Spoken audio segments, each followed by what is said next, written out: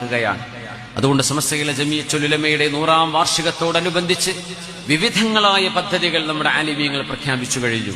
ആ പദ്ധതികളുടെ കൂടെ നിന്ന് സമൂഹത്തിന്റെ, പ്രത്യേകിച്ച് മുസ്ലിം ഉമ്മത്തിന്റെ സമുദ്ധാരണത്തിന് വേണ്ടി നമ്മളാൽ കഴിയുന്ന പരിശ്രമങ്ങൾ ബഹുമാനപ്പെട്ട സമസ്തയിലെ ജമിയത്തുൽ ഉലമയുടെ കൂടെ നിന്നുകൊണ്ട് നമ്മൾ പ്രവർത്തിക്കാൻ പ്രതിജ്ഞാബദ്ധരാണ്.